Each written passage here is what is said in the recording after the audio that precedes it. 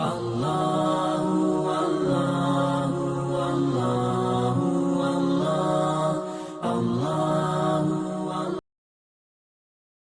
kita pada alur cerita bagaimana kehidupan Nabi Yusuf alaihissalam ketika telah diangkat oleh Allah Subhanahu wa taala kedudukannya di dunia menjadi perdana menteri Mesir.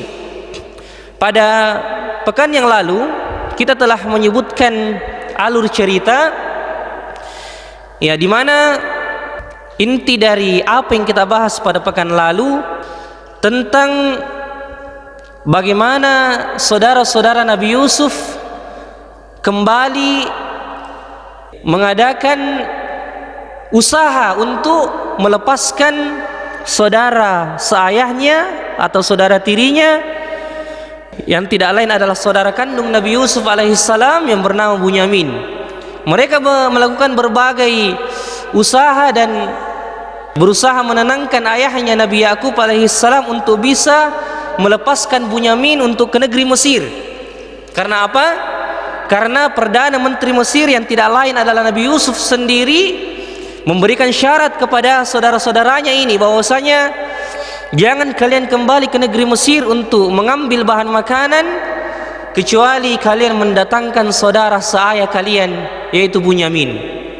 Maka dilakukanlah usaha itu oleh saudara-saudara Nabi Yusuf alaihissalam, dan kita sudah sebutkan bagaimana Nabi Yakub alaihissalam pada awalnya tentunya merasa berat sebagaimana itu juga dialami ketika melepaskan Nabi Yusuf alaihissalam, sehingga kita mengatakan bahwasanya perkataan Nabi Yakub, qala hal amanukum alaihi illa kama amintukum ala akhihi min qabl fallahu khairun hafizan wa huwa arhamur rahimin.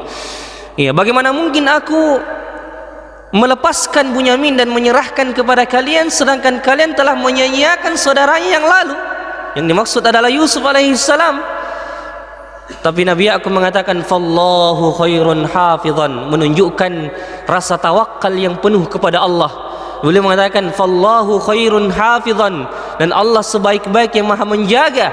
Aku tidak menyandarkan penjagaan kalian, dan aku tidak berharap dan aku tidak terlalu bersandar kepada penjagaan kalian, tapi fallahu khairun hafizan, dan Allah sebaik-baik yang maha menjaga, wa huwa arhamur rahimin, dan dialah yang maha penyayang di antara semua yang penyayang.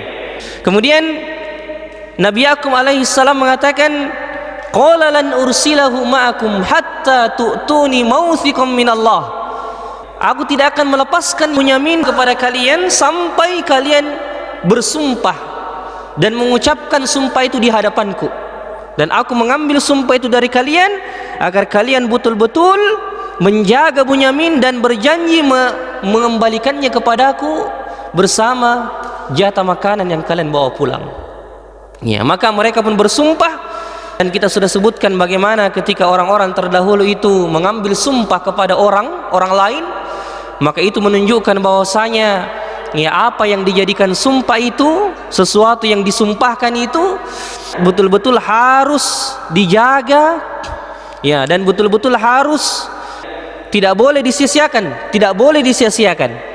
Maka dengan berat hati Nabi Yakub alaihissalam melepaskan anaknya Bunyamin. Tentunya sebelum melepaskan beliau berpesan, dan ini kita sudah sebutkan juga bahwasanya beliau berpesan kepada anak-anaknya yang 10 orang, ya bunayya la tadkhulu min babin wahidin wadkhulu min abwabin mutafarriqah. Wahai anakku, jika engkau nanti masuk ke negeri Mesir, janganlah engkau masuk pada satu pintu yang bersamaan 10 orang, tapi berpencarlah di pintu-pintu gerbang dari negeri Mesir tersebut. Dengan tujuan apa? Ya, dengan tujuan untuk menghindari bahaya yang akan terjadi kepada kalian, menghindari mata-mata, menghindari penyakit ain jika orang-orang memuji kalian, jika orang-orang ya memata-matai kalian. Tentunya ini semua dipikirkan oleh Nabi Yakub alaihissalam, karena Allah mengatakan di ayat ini, di ayat yang ke-68, innahu ladzu ilmin lima allamnah. Ini diantara kelebihan Nabi Yakub, innahu ladzu ilmin lima allamnah. Beliau betul-betul kami lebihkan dengan ilmu yang mungkin tidak diberikan kepada sebagian manusia, termasuk hal-hal yang firasat, hal-hal yang dalam menafsirkan mimpi dan sebagainya, sebagaimana anaknya Nabi Yusuf alaihissalam, innahu ladzu ilmin lima 'allamnah walakinna aktsaran nasi la ya'lamun, akan tetapi manusia tidak mengetahui. Inil hukmu illa lillah alaihi tawakkaltu alaihi falyatawakkalul mutawakkilun. Ketika Nabi Yakub mengatakan, dan kepada Allah lah aku bertawakal, dan orang-orang bertawakal itu kembali kepada Allah Subhanahu wa taala, dilepaslah Bunyamin bersama 10 saudaranya menuju negeri Mesir. Kita bayangkan sekarang, terlepasnya Bunyamin dari sisi Nabi Yakub alaihissalam, ini merupakan ujian yang lain lagi yang datang kepada Nabi Yakub alaihissalam, dan dia tidak tahu sesuatu yang gaib yang akan terjadi, di mana Allah Subhanahu wa taala sudah mengatur sedemikian hebatnya bagaimana rencana kehidupan yang akan dialami oleh Nabi Yakub ke depannya bersama anak-anaknya ini, bersama anaknya Nabi Yusuf, bersama anaknya Bunyamin, bersama 10 saudaranya. Tapi begitulah seorang mukmin ketika dia melepaskan urusannya kepada Allah, dilepasnya Bunyamin dan disandarkannya urusan itu kepada Allah, membuat hati Nabi Yakub terasa lapang. Ya, meskipun pada akhirnya nanti dia akan diuji dengan tidak kembalinya Bunyamin ke negeri Palestina. Ya, kita akan sebutkan ini. Maka berangkatlah 10 saudaranya ini membawa Bunyamin. Ya, kalau pada saat mereka membawa Nabi Yusuf, tujuan mereka membawa Nabi Yusuf untuk apa? Untuk memang membuat tipu daya dan makar dan mencelakai Nabi Yusuf. Beda dengan Bunyamin, mereka membawanya bukan lagi dengan niat tipu daya, makar, tapi betul-betul taat kepada perintah Perdana Menteri Mesir dan memikirkan manfaat yang akan didapatkan ketika mereka membawa siapa? Bunyamin. Ya, dan mereka juga sudah sangat kasihan melihat keadaan ayahnya yang fakir, Nabi Yakub alaihissalam, karena mereka dilanda kemiskinan. Kalau tidak dibawa Bunyamin ke negeri Mesir, boleh jadi mereka tidak akan mendapatkan jatah makanan. Maka dilepaskanlah Bunyamin dan 10 saudaranya ini, betul-betul tidak ada lagi di pikiran mereka untuk membuat tipu daya kepada saudaranya Nabi Yusuf ini, Bunyamin. Ya, mereka betul-betul membawanya atas dasar perintah Perdana Menteri Mesir yang tidak lain adalah saudaranya sendiri, Nabi Yusuf alaihissalam. Ketika sampai di negeri Mesir, dipersilahkanlah mereka masuk. Dan ini ayat selanjutnya yang akan kita bahas, ayat ke-69, di mana Allah Subhanahu wa taala mengatakan, walamma dakhalu ala yusufa awa ilaihi akhah qala inni ana akhuka fala tabta'is bima kanu ya'malun. Dipersilakanlah mereka masuk. Kemudian terjadilah percakapan antara mereka, dan bisa kita bayangkan bagaimana pandangan, tatapan pertama kali Nabi Yusuf alaihissalam kepada saudaranya, saudara kandungnya. Bayangkan, yang satu rasa, satu penderitaan, teman bermain, teman kecil yang dia selalu bersama dengannya di masa kecilnya, baru dia temui sekarang selama berpuluh-puluh tahun terpisah. Kita bisa bayangkan bagaimana perasaan Nabi Yusuf alaihissalam ketika bertemu dengan saudara kandungnya. Ini belum ayahnya, baru saudara kandungnya. Makanya Allah mengatakan, walamma dakhalu ala yusufa awa ilaihi akhah. Ketika saudaranya masuk ke istana dan 10 saudaranya ini dipersilahkan untuk dilayani di tempat dan dipersilahkan menginap dan beristirahat di suatu tempat, kemudian Nabi Yusuf memanggil Bunyamin ke tempatnya tanpa dilihat oleh 10 saudaranya ini. Dan Allah mengatakan awa ilaihi akha. Awa dalam terjemahan ini artinya dipeluk. Dan di sini disebutkan dalam bahasa Arab dhammah, artinya dipeluk dengan diambil, dipeluk dengan sangat erat. Dhamma ilaihi. Awa ilaihi akha, dia peluk saudaranya. Meneteslah air mata, rasa haru pada saat itu antara pertemuan 2 saudara kandung ini. Dan Nabi Yusuf mengatakan kepada saudaranya, qala inni ana akhuka, sesungguhnya saya adalah saudaramu Yusuf alaihissalam. langsung dibuka identitasnya. Sesungguhnya saya saudaramu, dan Nabi Yusuf langsung mengatakan, fala tabta'is bima kanu ya'malun, janganlah engkau bersedih hati terhadap apa yang telah mereka kerjakan. Ya, maksudnya apa? Di sini perkataan Nabi Yusuf yang mengatakan fala tabta'is bima kanu ya'malun, janganlah engkau bersedih hati terhadap apa yang telah mereka kerjakan. Maksudnya Nabi Yusuf ya mengatakan kepada saudaranya ini, ya janganlah engkau bersedih dan janganlah engkau ya merasa kecewa terhadap apa yang telah mereka kerjakan di masa lalu.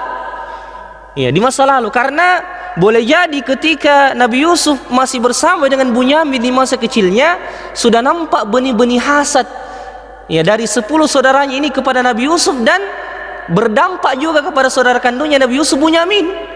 Karena begitulah kita tahu bagaimana ketika saudara tiri dan saudara kandung itu pasti beda bermuamalahnya, berinteraksinya. Meskipun banyak juga, kita tidak pungkiri, banyak juga saudara tiri begitu dekat seperti saudara kandung dengan saudara-saudaranya. Tapi kita tidak bisa pungkiri bahwasanya tentunya hubungan Bunyamin dengan Nabi Yusuf alaihissalam, apalagi seibu dan sebapak, itu menjadikan mereka adalah dua insan, dua manusia yang betul-betul terikat, bukan hanya dengan ikatan darah, tapi ikatan persaudaraan, ikatan kelembutan dan kasih sayang ketika mereka masih kecil. Apatah lagi mereka adalah anak-anak kesayangan Nabi Yakub alaihissalam. Ya, maka Nabi Yusuf langsung mengingatkan kepada saudara kandungnya ini, la taqtam bima sana'uhu bi wa bika fima madha, jangan engkau terlalu pikirkan lagi ya apa yang telah mereka perbuat di masa lalu pada diriku dan dirimu. Maka dia mengatakan, falamma, Allah Subhanahu wa taala mengatakan setelah itu, falamma jahazahum bijahazihim ja'ala as-siqayata fi rahli akhi thumma adzana muadzdhinun ayyatuhal iru innakum lasarikun. Setelah Nabi Yusuf alaihissalam sudah bercakap-cakap dan melepaskan kerinduan dengan saudaranya Bunyamin, Nabi Yusuf tidak mau kalau Bunyamin pulang ke negeri Palestina. Tidak mau. Ya, beliau, ini rencana Nabi Yusuf alaihissalam untuk mendatangkan nanti semua keluarganya. Ya. Tapi tidak langsung dipanggil ayahnya, tidak langsung dikumpulkan semua keluarganya dengan hikmah yang Allah inginkan. Nanti kita akan sebutkan juga. Ya, maka apa yang dilakukan Nabi Yusuf alaihissalam agar kemudian saudaranya ini bisa tinggal bersamanya di negeri Palestina, sedangkan 10 saudaranya ini berharap setelah terjadi pertemuan antara Yusuf dan Bunyamin, mereka berharap agar Bunyamin dikembalikan kepada mereka. Makanya Nabi Yusuf melakukan hilah, rekayasa, perbuatan yang mengandung rekayasa. Kita akan sebutkan. Allah mengatakan, falamma jahazahum bijahazihim ja'ala as-siqayata fi rahli akhi. Ketika Nabi Yusuf alaihissalam ingin membuat Bunyamin tinggal bersamai di negeri Mesir, dia membuat rekayasa, hilah dalam bahasa Arab, tipu daya dalam arti yang baik kepada saudara-saudaranya. Apa yang beliau lakukan? Beliau mengambil semacam benda yang dipakai menakar makanan dan biasa juga dipakai minum oleh sang raja. Jadi tempat minum sang raja sekaligus tempat untuk menakar makanan. Di sini diartikan dalam terjemahan ini, dalam ayat yang ke-70, beliau Nabi Yusuf alaihissalam memasukkan piala. Ya, maksudnya dalam bahasa Arab disebutkan di sini jahazahum bi as-siqayah, yang diterjemahkan di sini piala, artinya tempat minumnya sang raja yang dipakai juga untuk menakar makanan. Ya, mungkin kalau kita lihat piala sekarang itu, ya begitu mungkin modelnya tempat minumnya raja-raja terdahulu. Ya, sekaligus mungkin dipakai untuk model-modelnya tempat minumnya itu seperti juga dipakai untuk menakar makanan.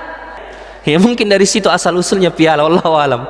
Maka diambillah tempat minum sang raja yang dipakai juga menakar makanan dan dimasukkan ke dalam karungnya Bunyamin. Ya kan, 10 orang ini datang dengan karung masing-masing. Untuk apa? Untuk ditaruh makanan nanti di karungnya dan dibawa pulang. Nabi Yusuf alaihissalam apa yang beliau lakukan? Beliau mengambil piala atau tempat minum sang raja itu dan dimasukkan ke dalam karung Bunyamin. Kemudian setelah 10 saudaranya ini sudah memenuhi hajatnya, mereka pun minta izin pulang ke negeri Palestina. Pada saat itu Nabi Yusuf tidak langsung menahan Bunyamin, dan ini diantara rekayasa yang dilakukan oleh Nabi Yusuf. Nabi Yusuf tidak langsung menahan Bunyamin. Ya, Nabi Yusuf tidak mengatakan simpan Bunyamin di sini. Ya, kasih tinggal di sini kalau istilah kita. Jangan bawa pulang. Nabi Yusuf tidak melakukan itu. Tapi Nabi Yusuf memasukkan piala tadi itu, tempat minum sang raja itu, ke dalam karung Bunyamin, dan beliau mengatakan rekayasa. Kemudian terjadilah sesuatu di istana di mana sang raja mencari tempat minumnya itu. Kemudian tidak didapatkan. Disangkalah tempat minumnya itu atau piala itu hilang dan diambil oleh orang. Ya, maka dipanggillah semua orang-orang yang ada di istana dan disuruh untuk menyeru, disuruh untuk memanggil orang-orang yang ada di sekitarnya, berteriak dari atas istana, berteriak dari istana mengatakan, "Tsumma adzana muadzdzinun ayyatuhal 'iru innakum lasarikun." Ketika info ini sudah tersebar di kalangan istana, datanglah seorang penyeru dari orang-orang istana itu untuk berteriak kepada orang-orang yang ada di sekitarnya.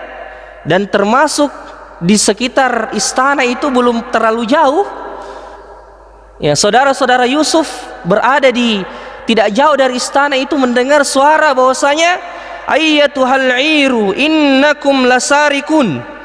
Mereka berteriak menyerukan, wahai kafilah, sesungguhnya kamu ini mungkin mencuri. Ya, kenapa? Kenapa tuduhan itu langsung diberikan kepada saudara-saudara Nabi Yusuf? Karena wallahu taala alam, saudara-saudara Nabi Yusuf lah yang terakhir mungkin mengambil makanan pada saat itu, yang dikira inilah orang-orang asing yang mengambil makanan tadi, yang mengambil kesempatan untuk mengambil piala dan tempat minum sang raja. Ya, maka ya, seorang penyeru, seorang yang dari istana memanggil dengan suara yang keras, adzana muadzin. Ya, adzana muadzin, al-muadzin itu artinya orang yang memanggil dengan suara yang keras. Ya, makanya muadzin yang melafazkan azan berada di tempat yang tertinggi di zaman dulu dan mengumandangkan azan dengan suara yang keras. Ya, beda di zaman kita sekarang karena adanya pengeras suara, mic dan sebagainya. Ya, maka muadzin tidak perlu naik ke menara dan mengumandangkan azan, ya, tapi cukup di ruangan pribadinya. Ya, jadi muadzin adalah orang yang menyeru dengan suara yang tinggi. Fa'adzana muadzdzinun ayyatuhal 'iru innakum lasarikun. Wallahu ta'ala alam. Ada juga ya sebagian ulama mengatakan bahwasanya Nabi Yusuf yang menyuruh orang ini untuk memanggil 10 saudaranya ini. Tapi pendapat yang lebih kuat mengatakan bahwasanya ini bukan perintah Nabi Yusuf, tapi karena sangkaan mereka. Ya, sangkaan mereka bahwasanya orang-orang ini 10 orang saudaranya Nabi Yusuf ini yang terduga golaba alaihi dzan, artinya dugaan kuat mereka lah yang mengambil piala itu, makanya mereka yang dipanggil. Panggilan tertuju kepada mereka karena mereka yang belum terlalu jauh dari istana dan mereka yang baru-baru saja mengambil bahan makanan dan mereka orang asing. Maka ya, dugaan kuat bahwasanya mereka lah yang mengambil piala atau tempat minum sang raja kemudian dimasukkan ke dalam karungnya untuk dibawa pulang. Dalam hal ini dicuri. Maka mereka mengatakan, fa'adzana muadzdzinun ayyatuhal 'iru innakum lasarikun, sesungguhnya engkau telah mencuri. Lalu mereka keheranan, mereka heran, saudara-saudara Nabi Yusuf ini heran. Lalu mengatakan, qalu wa aqbalu 'alaihim madza tafkidun. Ya, saudara-saudara Nabi Yusuf justru balik menimpali, balik bertanya, sesuatu apa yang kalian cari? Sesuatu apa yang hilang dari kalian? Kata saudara-saudara Nabi Yusuf, Maka mereka mengatakan, qalu nafqidu suwa'al malik wa liman jaa bihi himlu ba'irin wa ana bihi zaim. Mereka menjawab, ya, pihak istana menjawab, kami kehilangan piala atau tempat minum sang raja, dan siapa yang dapat mengembalikannya akan memperoleh bahan makanan seberat beban unta, dan aku jamin itu. Kata seorang yang berteriak ini, atau pihak istana ini mengatakan, kami kehilangan piala atau tempat minum sang raja, dan siapa yang dapat mengembalikannya di antara kalian, mereka akan memperoleh bahan makanan seberat beban unta, dan aku jamin itu. Ya, di sini ada pelajaran bahwasanya, ya, dari ayat ini bahwasanya aku menjamin itu, kata ulama kita, ini merupakan asal dari, ya, hukum syariat yang bernama al-ja'alah. Apa artinya al-ja'alah? Mungkin ini sudah dibahas oleh Ustaz Syahrir. Ya, bahwasanya al-ja'alah itu, ya, harta yang diambil dari seseorang karena usahanya, ya, usahanya untuk mencari sesuatu, atau kita bebankan kepada sesuatu, dan kita katakan begini, ya, siapa yang dapat mendapatkan ini, begini upahnya, begini saya akan kasih. Ya, siapa yang bisa cari HP saya yang hilang, ya, saya akan kasih upah begini. Ya, itu boleh dalam syariat kita, al-ja'alah namanya. Al-ja'alah, memberikan upah kepada, ya, orang-orang yang kita percayakan dengan sesuatu yang kita amanahkan kepadanya. Singkat cerita, qalu nafqidu su'al malik wa liman jaa bihi himlu ba'irin wa ana bihi zaim. Qalu tallahi laqad alimtum ma ji'na linufsida fil ardi wa ma kunna sarikin. Justru mereka menjawab, mereka saudara-saudara Yusuf menjawab, demi Allah sungguh kau mengetahui bahwa kami datang bukan untuk berbuat kerusakan di negeri ini. Bahkan kami tidak pernah terduga di negeri kami sebagai pencuri. Artinya sesuatu atau mencuri itu bukan termasuk kebiasaan kami. Laisa min khisalina, bukan termasuk kebiasaan dan perbuatan kami. Dia mengatakan seperti itu. Maka qalu fama jazaohu in kuntum kadzibin. Lalu mereka mengatakan, kalau begitu apa balasan bagi kalian jika kalian termasuk orang-orang yang dusta. Jadi nampaknya ini setelah mereka dipanggil, ya, mereka dipanggil oleh pihak istana ini, mereka kembali bertemu dengan Nabi Yusuf, Perdana Menteri Mesir. Kemudian terjadilah percakapan ini.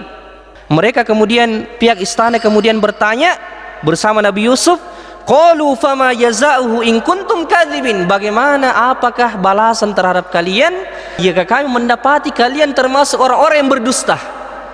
Orang-orang yang berdusta. Kalau kami dapati piala atau tempat minum sang raja ada di antara karung-karung kalian, apa balasan bagi kalian? Pihak istana atau Nabi Yusuf sendiri mengatakan, apa balasan? Nabi Yusuf tidak langsung menentukan hukuman, jenis hukumannya, karena ini di antara kecerdasan Nabi Yusuf alaihissalam dan pengaturan Allah Subhanahu wa taala.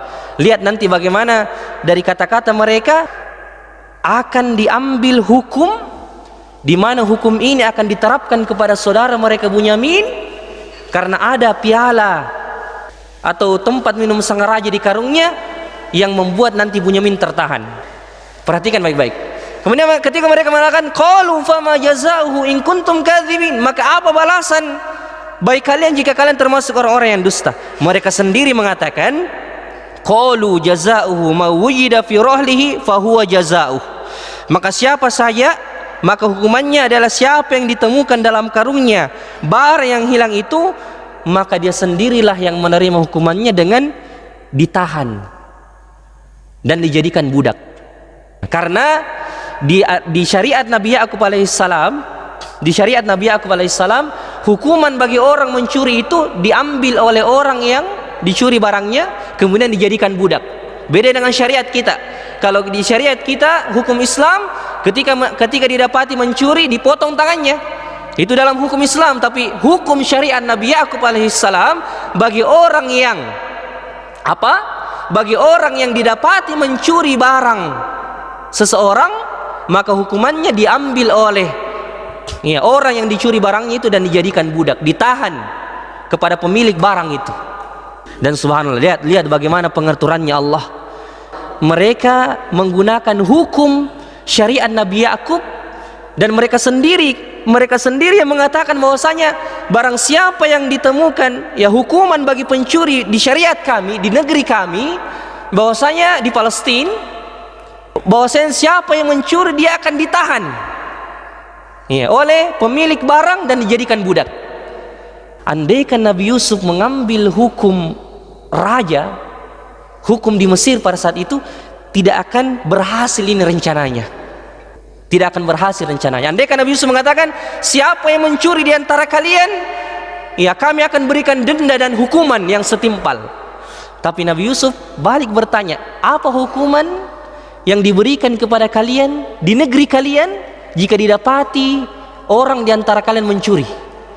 Maka mereka saudara-saudaranya yang 10 mengatakan, orang yang mencuri di antara kami, yang berlaku hukumnya yang berlaku di negeri kami ketika mereka didapati mencuri, diambil oleh pemilik barang dan dijadikan tahanan, budak. Maka subhanallah, ini coba lihat bagaimana Allah subhanahu wa ta'ala memberikan wahyu, memberikan petunjuk kepada Nabi Yusuf alaihissalam untuk melakukan rekayasa perbuatan ini, untuk menahan Bunyamin, dan tanpa disadari oleh saudara-saudara yang 10 ini bahwa ini ternyata rencana dan rekayasa saudaranya sendiri, Perdana Menteri Mesir Nabi Yusuf alaihissalam, tidak disadari. Subhanallah. Maka diperiksalah, fabada abi awiyatihim qabla wi'a'i akhih thumma astakhrajaha min wi'a'i akhi. Maka diperiksalah setelah mereka mengatakan, setelah 10 saudara Nabi Yusuf ini menjelaskan bahwasanya siapa yang mencuri di negeri kami hukumannya adalah diambil oleh orang yang dicuri barangnya itu dan dijadikan budak, Nabi Yusuf mengatakan, baiklah, kita akan periksa karung kalian satu demi satu. Maka apa yang dikatakan Allah? Allah menceritakan, fabada abi awiyatihim qabla wi'a'i akhi thumma astakhrajaha min wi'a'i akhi. Kata Allah subhanahu wa ta'ala, maka Nabi Yusuf alaihissalam mulai memeriksa karung-karung mereka sebelum memeriksa karungnya Bunyamin. Kenapa tidak langsung diperiksa karungnya Bunyamin? Ya, karena Nabi Yusuf sendiri yang taruh itu barang di karungnya Bunyamin. Kenapa dimulai dari karung-karung saudaranya? Ya, fabada abi awiyatihim qabla wi'a'i akhi. Apa maksud Nabi Yusuf alaihissalam memulai pencarian piala itu dimulai dari 10 karung saudaranya, baru nanti terakhir karungnya Bunyamin? Apa kira-kira hikmahnya? Padahal Nabi Yusuf tahu bahwasanya piala itu ada di karung Bunyamin. Nabi Yusuf boleh saja langsung memeriksa karungnya Bunyamin, kemudian mengatakan, ini ada piala ini di karungnya saudara kalian, berarti dia adalah pencuri. Ini rekayasa Nabi Yusuf. Tapi kenapa dia mulai dari karung 10 saudaranya dulu? Supaya tidak terlalu kentara maksud dan rencananya Nabi Yusuf. Itu di antara pendapat dari ulama kita. Di sini disebutkan, fabada al-mufattish bi awiyatihim qabla wi'ahi akhi wa dzalika litazula ar-ribat allati yadhunnu annaha fu'ilat bil qasd. Agar kemudian menghilangkan keraguan pada diri 10 saudara Nabi Yusuf ini bahwasanya jangan sampai ini ada rencana yang direncanakan dari pihak istana kepada Bunyamin. Itu alasan yang pertama. Alasan yang kedua di sini disebutkan bahwasanya Nabi Yusuf ingin memasukkan rasa ketenangan ke dalam hati 10 saudaranya. Karena Nabi Yusuf yang membuat rekayasa ini, tapi Nabi Yusuf juga merasa kasihan. Coba lihat Nabi Yusuf alaihissalam. Ya, di antara akhlaknya, di antara rasa perasaannya yang begitu lembut kepada saudara-saudaranya, padahal dia tahu bahwasanya 10 saudaranya telah berbuat salah kepadanya, dan dia ingin menahan saudaranya ini agar kemudian menghilangkan rasa kesal, menghilangkan semua yang terjadi di masa lalu yang dilakukan oleh 10 saudaranya. Tapi dengan semua itu seakan-akan boleh melupakan keburukan saudaranya dan tetap berusaha bagaimana ketika membuat rekayasa ini dia tidak menzolimi saudaranya. Nabi Yusuf sengaja memeriksa 10 karung saudaranya ini, kata ulama kita, karena jika dimulai dari karungnya Bunyamin dan kemudian didapati piala itu di karung Bunyamin, orang-orang akan menyangka bahwasanya mungkin di 10 karung saudara yang lain ini ada juga piala-piala yang mungkin disembunyikan selain pialanya sang raja.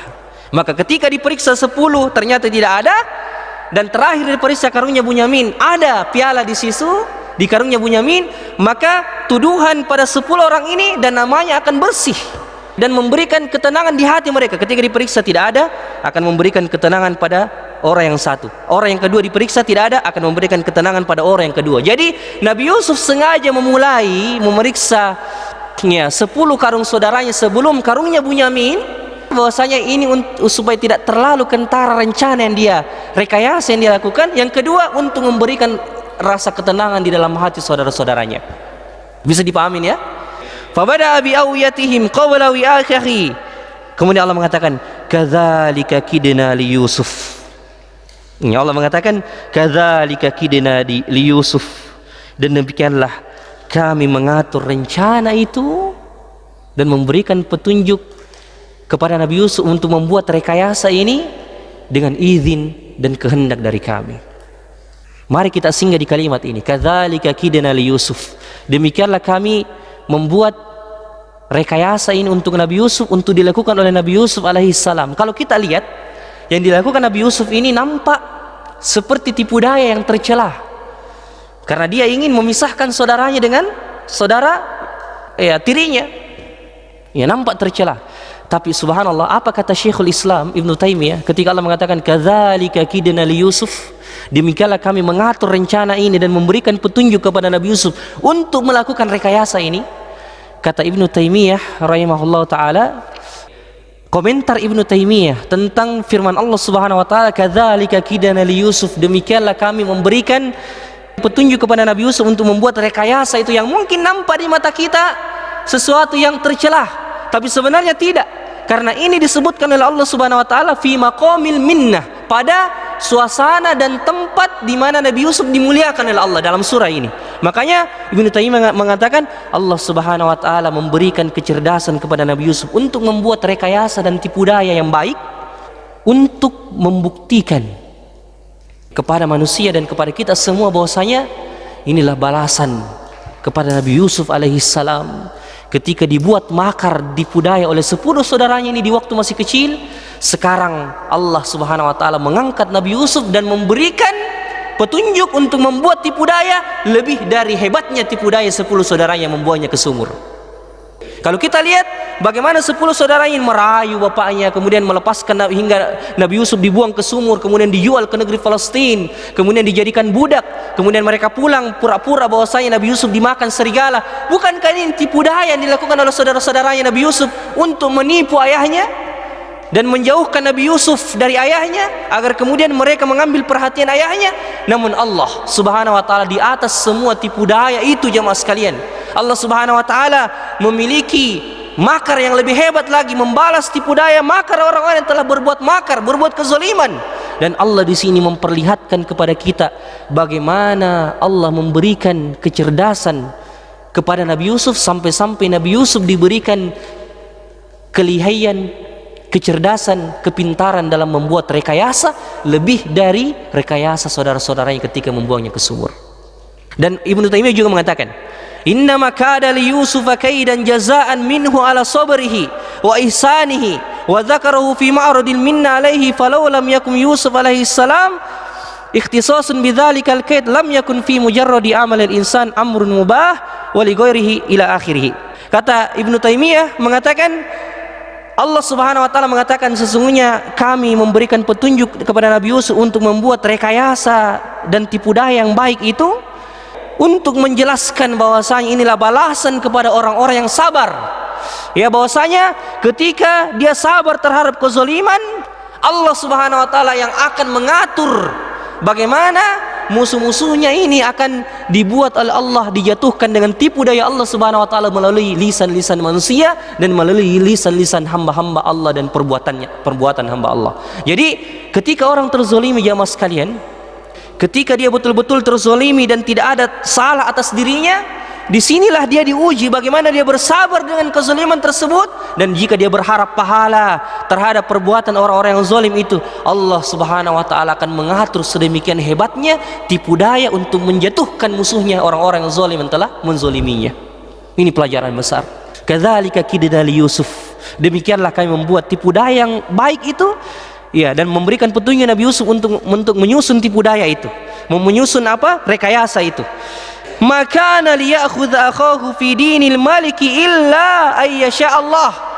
Ya, kata Allah Subhanahu wa taala, demikianlah kami mengatur rencana untuk Yusuf. Dia tidak dapat menghukum saudaranya menurut undang-undang sang raja kecuali ya jika Allah menghendakinya. Artinya apa jemaah sekalian? Maksud dari ayat ini, Nabi Yusuf dia tidak dapat menghukum saudara-saudaranya menurut undang-undang raja. Kenapa? Itu tadi. Ya, karena ketika Nabi Yusuf memakai hukum dan undang-undang sang raja, dia tidak akan berhasil melakukan rekayasa rencana untuk menahan saudaranya Bunyamin. Karena undang-undang sang raja di Mesir, ketika orang mencuri mungkin hanya diberikan denda dan pukulan kemudian dilepas. Tapi bagaimana pengaturan Allah Subhanahu wa taala mengatur semua ini sehingga mereka memakai hukum syariat Nabi Yakub alaihissalam, yang dimana ketika ada orang mencuri diambil dan ditahan dan dijadikan budak, untuk kemudian mendukung perbuatan Nabi Yusuf alaihissalam dan membuat berhasil rekayasanya ini sehingga betul-betul Bunyamin tertahan pada saat itu. Narfa'u darajatin man nasya wa fawqa kulli dzi ilmin alim. Di sini jamaah sekalian, coba kita lihat. Di sini disebutkan bahwasanya di antara kelembutan dan pengaturan Allah Subhanahu wa taala yang sangat halus, bagaimana Nabi Yusuf mengambil saudaranya ini Bunyamin tanpa harus menzolimi saudara-saudaranya dengan rencana yang tadi dilakukannya. Kemudian di antara kelembutan Allah Subhanahu wa taala pada rekayasa yang dilakukan Nabi Yusuf alaihissalam ini, ya bahwasanya Allah Subhanahu wa taala ini merupakan pelajaran bagi kita semua, bahwasanya ya orang yang diberikan kecerdasan, kelebihan dalam istilahnya dalam ilmu tertentu, ya, dan dalam pengaturan strategi dan bagaimana ia mengatur kehidupan ini, pokoknya dia diberikan betul-betul kecerdasan, diberikan kepintaran dalam berbicara, diberikan ya alasan, diberikan kekuatan dalam membantah ya orang-orang kafir, diberikan pokoknya diberikan petunjuk untuk membuat tipu daya untuk orang-orang kafir, maka itu harus dipergunakan dalam Islam. Kata ulama kita di sini bahwasanya anna ilmad daqiq bilatifil hiyal al-musila ila al-maqsudi syar'i alladhi yuhibbuhu Allah ta'ala wa rasuli min nasri dinihi wa kasri a'daihi fahuwa, ya, dan dia adalah terpuji. Semua ilmu yang membuat seseorang itu mempergunakan kecerdasannya, mempergunakan kelebihannya, kepandaian berbicara dan kepandaian dia mengatur strategi, ya itu sangat dibutuhkan dalam menolong agama Allah Subhanahu wa taala dan menjatuhkan musuh-musuh Allah di dalam Islam. Ya, karena orang yang diberikan kelebihan dalam segi berfikir, segi berbicara, maka ketika dia menggunakannya untuk melawan musuh-musuh Allah Subhanahu wa taala dan membela agama ini, maka kelebihannya itu akan menjadi pahala di sisi Allah Subhanahu wa taala, karena dia dengan kelebihan tersebut dapat memuliakan Islam, sebagaimana Nabi Ibrahim alaihissalam yang diberikan kekuatan dalam berhujjah, ya, memberikan dalil akal, membantah, berdebat secara akal kepada orang-orang yang menyembah selain Allah Subhanahu wa taala. Kita tahu kisah Nabi Ibrahim dalam berdebat kepada kaumnya, ya, kisah-kisah yang kita dengarkan dari kekuatan berbicara dari Nabi Ibrahim alaihissalam, ya, dia gunakan untuk menjelaskan tauhid, menjelaskan adanya Allah Subhanahu wa taala. Dia melihat bulan, kemudian dia mengatakan, dia berpura-pura ini adalah Tuhanku, tapi bulan itu tenggelam, maka dia mengatakan ini bukan Tuhan. Sampai matahari dia juga lihat seperti itu. Kemudian ketika semuanya tenggelam, ya, dia mengatakan sesungguhnya Tuhan itu tidak mungkin tenggelam, dan sesungguhnya Tuhan itu adalah yang menciptakan semua ini, itu Allah Subhanahu wa taala. Intinya kata ulama kita, bagaimana orang yang diberikan kelebihan seperti Nabi Yusuf, ya, dalam membuat tipu daya, rekayasa dalam kebaikan, tanda kutip dalam kebaikan, itu baik dipergunakan di dalam Islam. Jadi misalnya ada orang yang dulu di masa jahiliyahnya pintar sekali menipu, bukan berarti dia pergunakan kecerdasan menipu itu dalam Islam, ya tidak. Tapi mungkin ada hal-hal keadaan di mana dia berhadapan dan ingin mungkin mendamaikan dua orang, misalnya ini mendamaikan dua orang, kepintarannya tadi menipu itu dia bisa pakai dalam mendamaikan orang. Artinya apa? Artinya mungkin dia mendamaikan orang itu dengan kata-katanya, yang mungkin di dalam kata-katanya itu ada sedikit kedustaan, sebagaimana dia dulu menipu di zaman jahiliyah. Tapi meskipun kedustaan, bukankah dalam Islam dibolehkan berdusta dalam 3 keadaan? Di antaranya ketika orang mendamaikan 2 orang yang berselisih, boleh orang berdusta.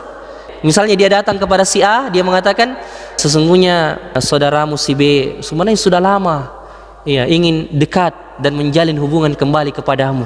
Ya, tapi dia mungkin cuma malu-malu, dia mendatangi, ya baiknya, dan dia sudah mengatakan kepada saya bahwa dia sudah ingin menjalin kembali hubungan, padahal tidak pernah dia si B mengatakan kepada demikian, tapi dia mempergunakan itu, dia berdusta, dan untuk mendamaikan saudara ini, maka ini dibolehkan.